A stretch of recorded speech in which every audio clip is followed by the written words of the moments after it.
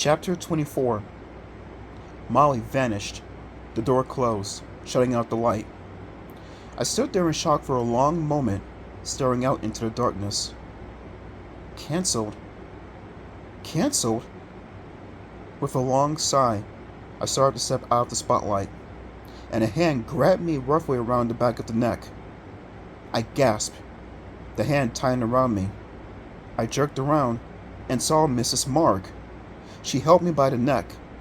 Lowering her huge head close to mine, she opened her mouth in a wide grin. "Good morning, breakfast," she growled. "No," I stammered. I squirmed. I twisted. She was too strong. I couldn't break free. I let out a sharp cry as we started to sink. What was happening? Was the whole school sinking into the ground? No. I saw to my horror that we were standing on a trap door hidden in the stage floor. The trap door was lowering, sliding down rapidly. "Where are we going?" I shrieked. "What are you doing?" She licked her lips hungrily in reply. I shot out my arms, tried to push her away. Her hand wrapped around my neck. She held tight. The trapdoor slid down beneath the stage. I saw only darkness now. My legs trembled. I started to fall to my knees, but the monster held me up with her one-handed grip on my neck. You don't really want to do this," I choked out. "Sure I do," she rumbled. The trapdoor carried us down. Down. "But you're going to feel sorry," I told her. "No, I won't," she replied, chuckling. "I am a monster, remember?" "But it isn't right," I squealed. "You know it isn't right." "I don't know right from wrong," she growled. "I only know I'm hungry." But, I sputtered. "You'll get caught. They'll find out and catch you. They'll kill you." "That's why I'm careful," she rasped, her hot, sour breath blowing over my face. "That's why I only eat one a year." The trapdoor bumped to a stop. I squinted into total blackness. Mrs. Marg pulled me by the neck, pulled me roughly off the trapdoor.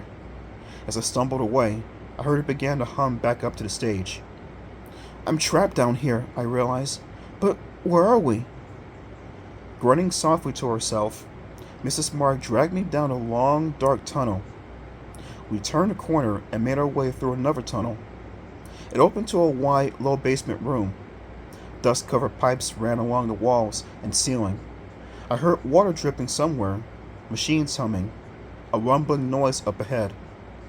The monster reached up with her free hand and clicked on a bare light bulb.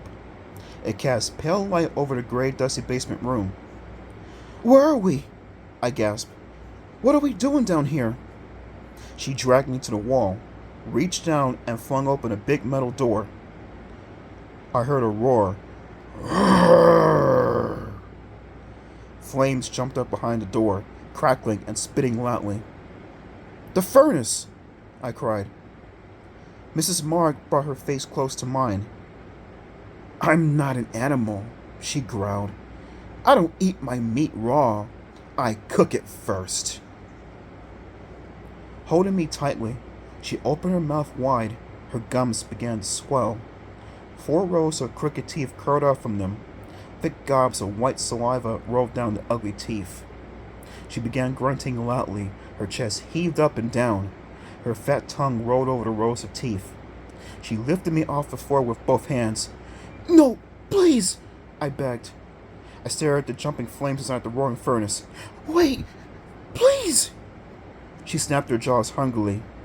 Then she raised me high in front of her and heaved me into the flames.